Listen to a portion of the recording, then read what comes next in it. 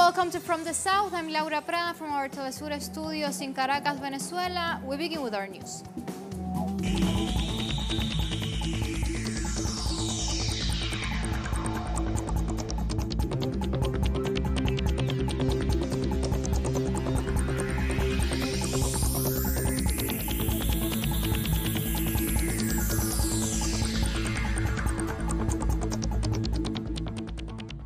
Venezuelan Vice President Delcy Rodriguez announced on national television that in the last 24 hours there has been no new COVID-19 cases reported in the country.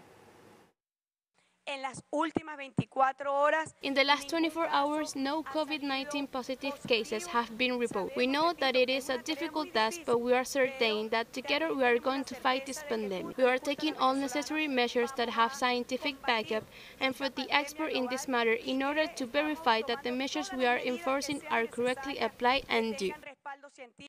Rodriguez also informed that the government has officially asked the World Health Organization for medical assistance and supplies to fight the coronavirus pandemic. President Nicolás Maduro was on a phone call with the World Health Organization Director Tedros Adhanom, to whom we thank for the support through the Pan-American Health Organization that has been cooperating with Venezuela. The President officially requested World Health Organization Director for the technical cooperation, health assistance, medical supplies, and COVID-19 testing. We luckily and happily thank Dr. Adhanom, who confirmed that they will be assisting Venezuela with all we need. As we all know, we are in a special circumstance. We are a country illegally sanctioned and are under a criminal blockade. In the midst of this global pandemic, who applies a political agenda as a miserable and inhuman due to the time we are living in which humankind is under threat. Meanwhile, the Venezuelan President Nicolás Maduro announced that the country is expected to receive 2 million COVID-19 test kits as part of the government's efforts to contain the spread of the virus.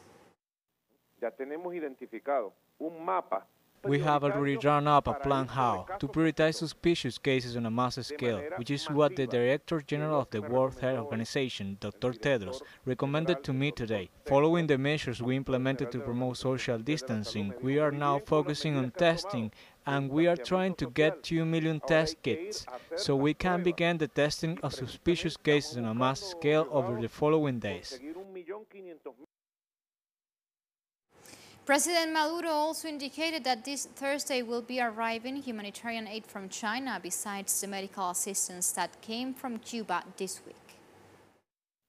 This Thursday, it begins to arrive the special humanitarian aid from China to Venezuela. Also, on Monday, it arrived a group of the greatest specialists in medicine that Cuba has won and successfully worked to recover those infected by the COVID-19. They are set here along with us. And passengers aboard a British cruise ship that has been stranded for more than a week in the Caribbean after several cases of the new coronavirus and dozens in isolation were confirmed on board, disembarked in Cuba on Wednesday in order to fly home. Cuba offered safe haven to Bremer cruise ship at the request of the British government after several other Caribbean nations declined to let it dock. The island is renowned for its preparedness in cases of natural disasters and has a long history of medical diplomacy, sending thousands of doctors on missions worldwide. Officials from United Kingdom and Cuban authorities arranged the arrival of 3 chartered British Airways flights that will take over 1,000 passengers back to London. And Cuba has confirmed 1 new case of COVID-19, bringing the total number to 11 and 356 under observation and hospitalized. The island has also recorded the first death due to the pandemic, a 61-year-old male Italian tourist who was among the first cases detected. On your screens, you have the information given by the Ministry of Public Health of Cuba, giving the information this March 18 at 6 p.m. That was the update given. In Chile, the president has declared the state of emergency to face the spread of the COVID-19. This declaration also comes a month after massive anti-government protests that demand his resignation and also after he declared a state of emergency just in the midst of these protests just today, like we are celebrating 5 months of the beginning. This state of constitutional emergency makes it possible to issue a series of measures, including restricting meetings in public spaces to avoid large gatherings, ensuring the distribution of basic goods and services, ordering the creation of food reserves, and other goods necessary for the care and subsistence of the population, establishing quarantines or curfews, issuing measures for the protection of services of public utility, and limiting the transit or locomotion of persons. In Chile, workers at the Santiago airport have denounced poor sanitary conditions amid the coronavirus. This is just the latest of outcries by workers across Chile who heavily condemned the lack of actions by the government on providing them with sufficient protection amid the COVID-19 pandemic. President Piñera only declared a state of catastrophe for 90 days on Wednesday as the country registers more than 200 COVID-19 cases. Now the country's borders are all closed, but the rest of the measures to be implemented under the state of catastrophe is yet to be known. However, the armed forces will be on the streets to facilitate the work of health officials.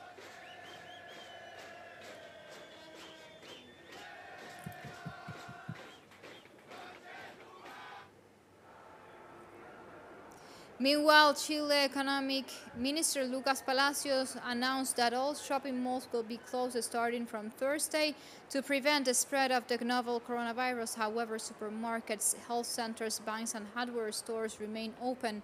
Small shop owners are allowed to keep open as well, but pubs and nightclubs must close to avoid mass gatherings.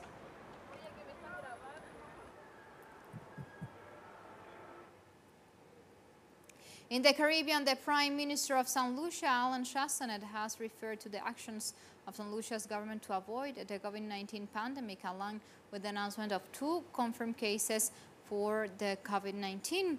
This is what the Health Minister had to say about it. The Department of Health also received the results of 9 other patients that we have in isolation. All of the other results that we received to date are negative. The total number of confirmed cases of COVID-19 remain 2. These 2 patients remain stable in isolation and are doing well. And Martinican authorities have announced restrictions on international flights from Wednesday due to the COVID-19 pandemic. Martinique's government established a limited time for hundreds of tourists currently located on the island to return to their home countries as a preventative measure to stop the spread of the novel coronavirus. The flight restrictions relate to European nations where thousands of cases have been reported, as well as neighboring Guadalupe and Dominica. The World Health Organization is set to launch multinational clinical trials for potential coronavirus therapies. WHO head Tedros Adhanom said the called Solidarity trial will see various countries and institutes compare untested treatment for COVID-19 to generate the robust data needed to show which treatments are the most effective. To date, about 10 countries have confirmed their participation in the trial. Sub-Saharan Africa has recorded its first COVID-19 case death in Burkina Faso. The country's health authorities have announced that out of 27 confirmed cases, a 62-year-old diabetic woman was the first victim.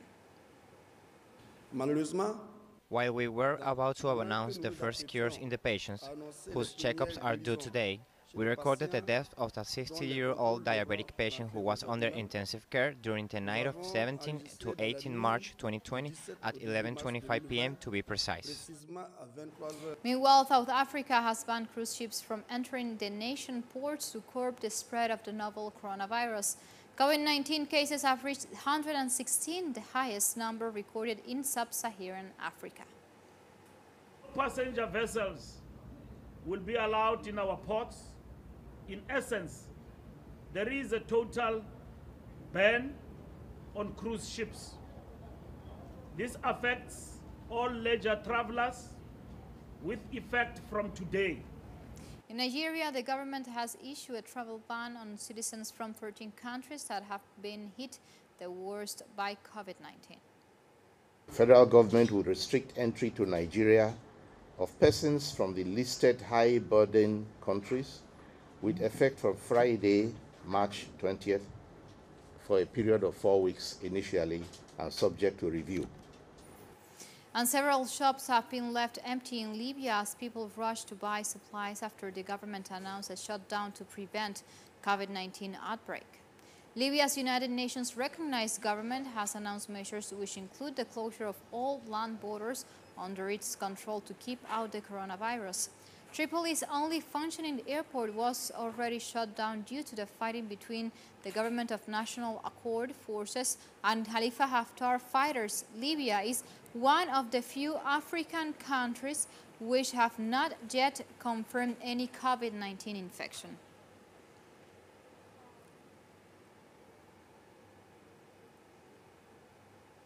A set of medical supplies from China has arrived to Paris as part of China's effort to help various countries across the globe struggling to contain the novel coronavirus. France currently has more than 9,000 cases and over 260 deaths. This batch of medical aids include protective masks, surgical masks, protective suits, and medical gloves. At the crucial moment when China waged war against the epidemic, both the French government and people provided us with medical supplies, which we appreciate. Now, with the spread of the pandemic, France, as well as the wider Europe, are confronted with a serious challenge. And China, in return, is ready to offer aid to France as much as possible. I think this demonstrates that true friendship stands out in difficult times, and the mutual medical aids also reflect the high-level friendly and cooperative relations between China and France.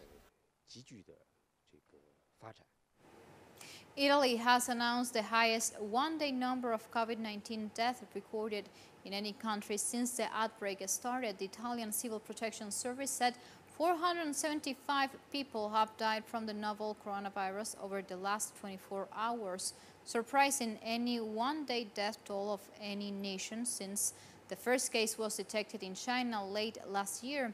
This brings the total number of deaths in Italy to 2,978, more than half of all the cases recorded outside China. Almost 36,000 people infected by COVID-19 in Italy.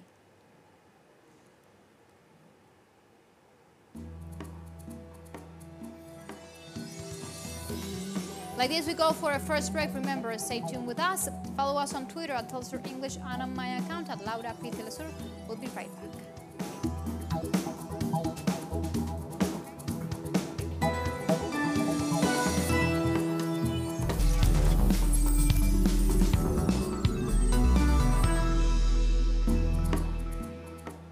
We are back with our news. Former Ugandan Army General and Security Minister Henry Tumukunde has appeared in court over alleged treason charges. Tumukunde was arrested last week after announcing plans to run in presidential elections scheduled for next year. The former ally of President Yoweri Museveni is accused of working with Rwanda to remove the current government. He is also accused of unlawful possession of firearms after 2 pistols were found in his home. Is that the health of the suspect and our client was not the best because he had been dragged out of a hospital bed to come and be tried in court. So we made a prayer to court to have his personal doctors access him at Luzira, where he's been remanded, and the court agreed with our prayer and ordered that his personal doctors, private doctors, should be in position to access him at Luzira. Niger's army says it has prevented an attack on a military base by hundreds of Boko Haram fighters from the terrorist group. A senior military official said heavily armed Boko Haram members aboard 20 vehicles attacked the base in the early hours of this Monday. The soldiers in the base, with the help of reinforcements from a special intervention battalion, were able to prevent the group from overrunning the camp. 50 assailants were killed during this attack.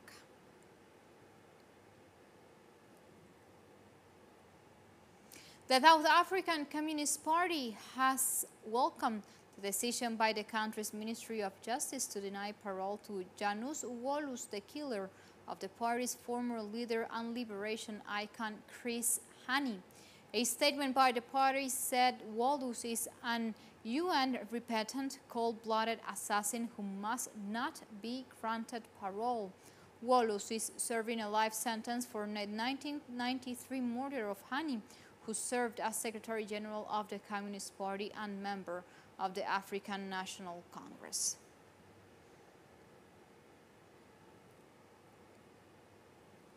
And two former officers of the now defunct Mexican Federal Police have been arrested on charges of torturing some of those detained over the disappearance of the 43 Ayotzinapa student teachers. One of the detainee officers currently serves as Deputy Director of Operational Control for the Security Directorate of the Mexican Chamber of Deputies. The other is Area Director of the Criminal Investigation Agency and reports to the Attorney General of the Republic. They are accused of subjecting several detainees to torture in October 2014 to compel them to plead guilty to participating in the disappearance of the missing 43 student teachers. Although these events were denounced in 2015, the investigation did not progress until last year when a video was released depicting the torture of one of the victims.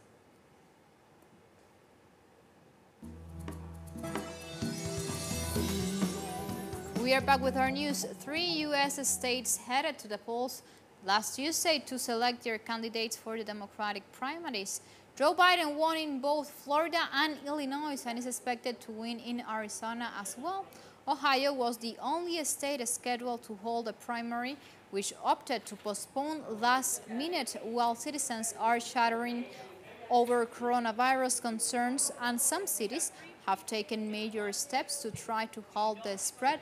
States like Florida push ahead with smaller than usual crowds. Today, it looks like once again, in Florida and Illinois, we're still awaiting to hear from Arizona. Our campaign has had a very good night. We've moved closer to securing the Democratic Party's nomination for president. And we're doing it by building a broad coalition that we need to win in November. An Iraqi trust announced on Wednesday that the United States may have used biological weapons during an attack on an airport under construction in the holy city of Karbala. The Imam Hussein Mausoleum Trust Administration announced that it had recorded the possible use of prohibited weapons in the attack last Friday and told reporters that it was willing to cooperate along with the airport construction company with the country's authorities to verify whether Washington used biological weapons against the facility. The trust also requested that the United Nations Assistance Mission for Iraq sends a delegation of inspectors to the attacked airport and announced it will file a lawsuit in international courts to denounce the bombing of the airport. The U.S. troops tops the list of countries that research and use biological weapons, according to Canadian website Global Research. Meanwhile, tensions between foreign and Iraqi forces continue to rise.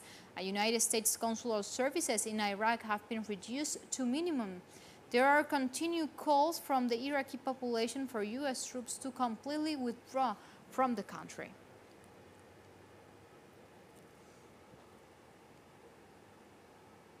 And China has announced that it will expel U.S. journalists from 3 major U.S. newspapers, saying the expulsions were in retaliation to Washington's decision to cut the number of Chinese nationals allowed to work for its state-run media on U.S. soil. We are against this ideological prejudice against China, the production of fake news under the pretext of press freedom, and the violation of the professional ethics of journalism. We hope that foreign media and journalists can play an active role in promoting mutual understanding between China and the world. We will offer support and convenience to the normal reporting work of foreign journalists in China as always. Like this, we come to the end of this free part. Of course, you can find much more information on our website, telesturenglish.net, where, of course, you can find and follow the latest relating this coronavirus outbreak around the world. If you visit our website, there you can read opinion articles, watch special interviews like the one we had this Tuesday to the creator of the interferon 2B, Alpha 2B from Cuba, Luis Herrera, and of course there you can do follow-up to the electoral process in United States. Of course, the different pronunciations from the different governments throughout the world regarding how they are responding to this global pandemic of the COVID-19.